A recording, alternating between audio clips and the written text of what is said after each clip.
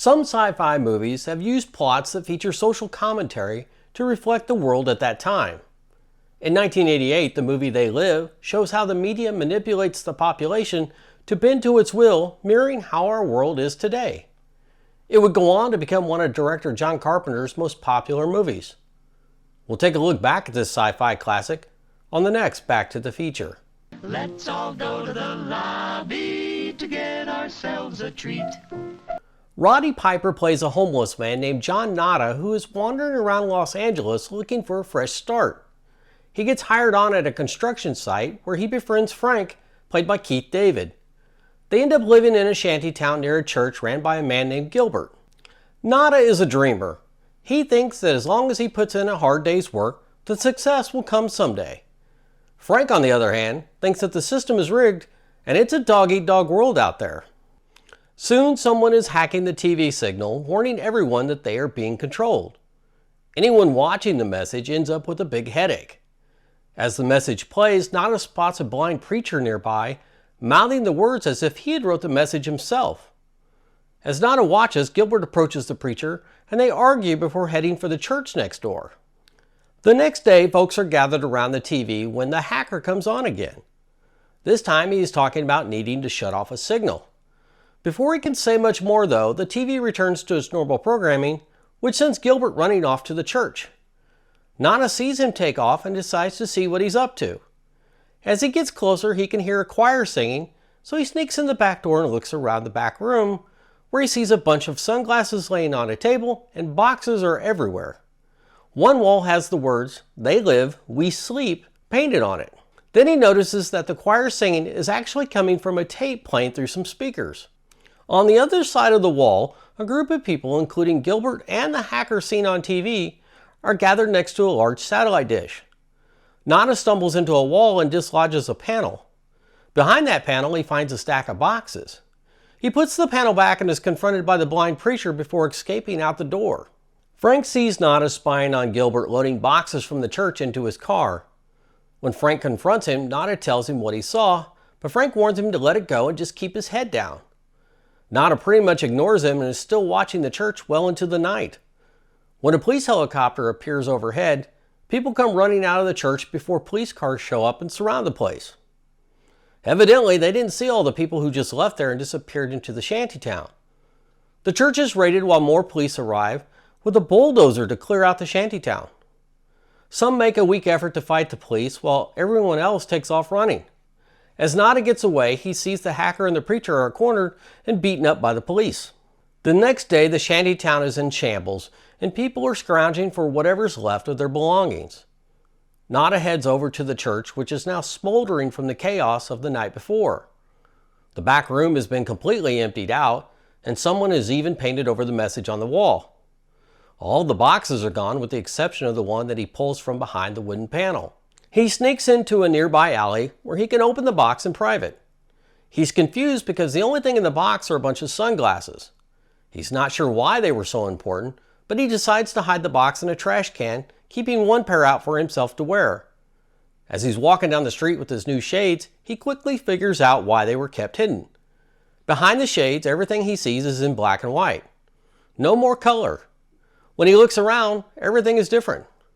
What was once a billboard advertising computers is now just a white billboard with giant black letters that say "Obey."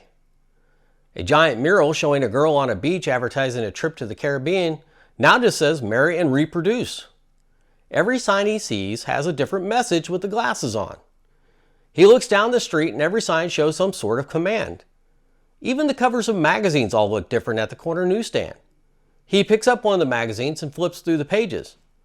Every single page is just a blank page with commands in large black lettering. He slides the glasses off and the pages are now filled with pictures and articles. As if that wasn't enough to blow his mind, he looks up from the magazine as another man approaches the stand. What he sees is not human. The clothes and hair are normal, but the face is far from it. Glasses come off, normal dude. Glasses go back on, ugly ass alien dude. Even the cash the man paid for his magazine with is different through the glasses.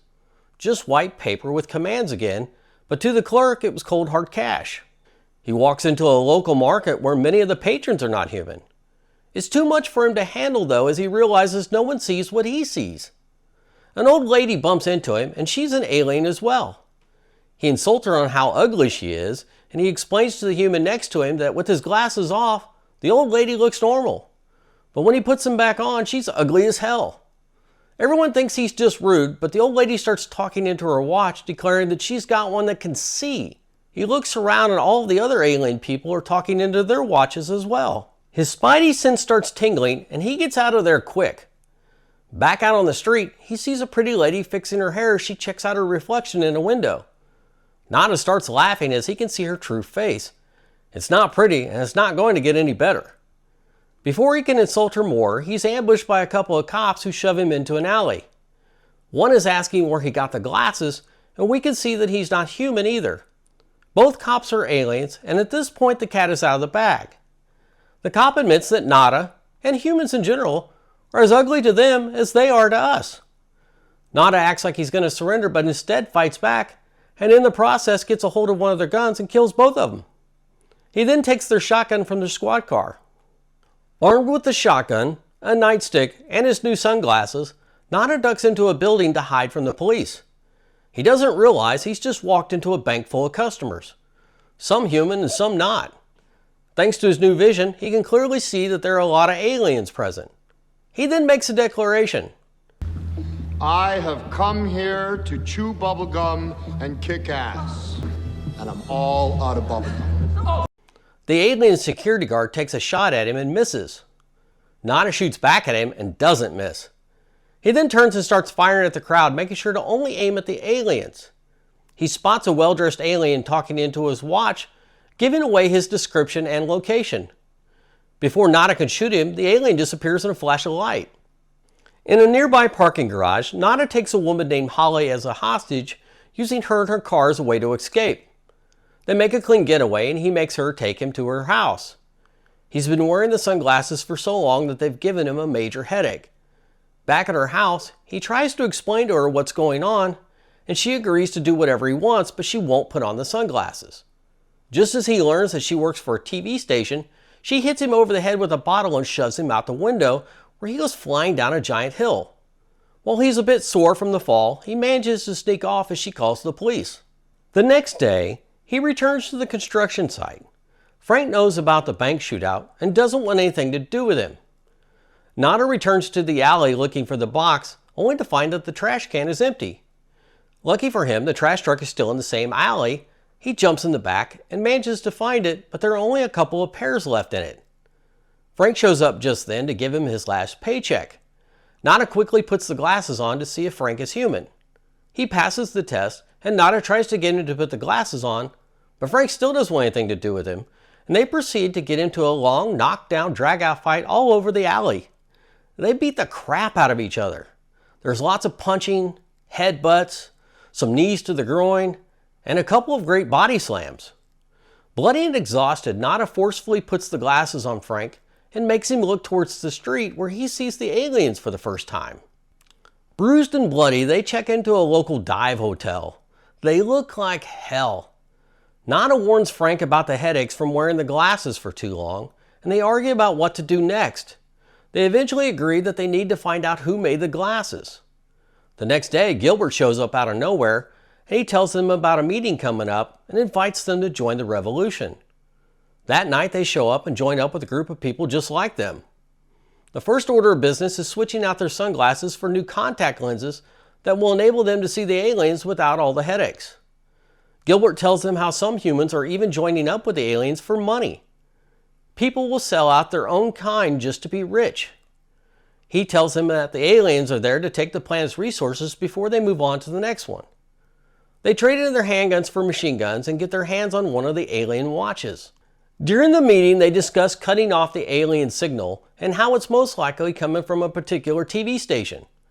Just then, Holly shows up and says it's not coming from there because she works there and knows that the signal is clean. Nada approaches her and sees that she's holding the sunglasses he left behind at her place. She apologizes for almost killing him and says she now knows that what he was saying before is true. As they're talking, the wall explodes and the police come in, guns blazing, killing a lot of people, including Gilbert. Holly escapes out into the street while Frank and Nada escape out the back and get cornered in a dead-end alley. Realizing they're about to pull a Butch and Sundance, Frank starts messing with the watch. He drops it and a hole opens up in the ground behind them. They jump down through it just as it closes, and suddenly they're in a large underground tunnel system. They make their way to the end of a hall that opens up into a grand ballroom. Lots of rich people sitting around as someone speaks at the podium. And the speaker is basically thanking them for helping pillage the resources of the planet and informing them that the police have squashed the uprising completely. Frank and Nada are then greeted by a familiar face from the shantytown. No longer wearing drab clothes, this fellow human is now sporting a tuxedo and appears to have decided to join in on the profiteering from the aliens. He welcomes them to the party and offers to show them around the place. On the tour, he shows them a portal that the aliens use to travel across the universe. Next up on the tour is the control room to the TV station. This is where the master signal goes out up to the satellite on the roof where it's beamed out to the rest of the world. Their tour guide tries to tell them how bad the situation is.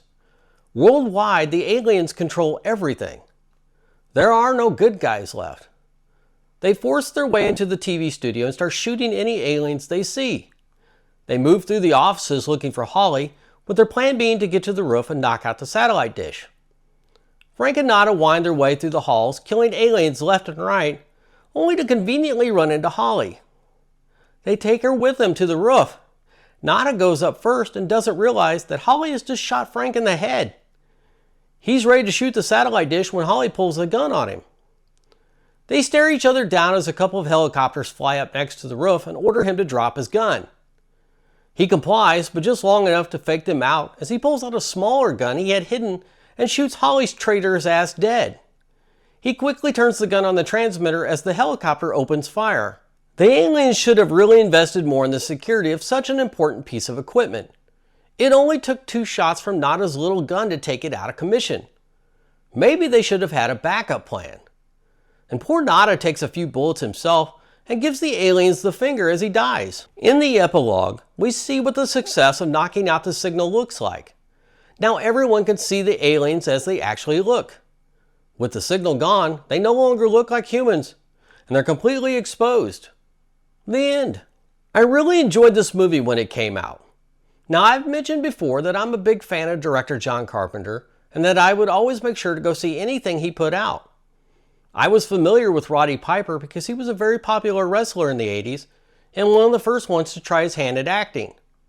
His role in They Live was by far his most popular effort, though. I was a fan of Keith David already as well since he was in The Thing. Turns out that John Carpenter saw that performance as well and wrote the role of Frank specifically for him. I feel like this movie still holds up pretty well after watching it again all these years later. I would be curious to see what a sequel or reboot would look like today, though. Somebody in Hollywood needs to get on that. If you've enjoyed this trip down memory lane, please hit the like and subscribe buttons below to help grow this channel. I appreciate you taking time out of your day, and I hope you will come back for the next Back to the Feature.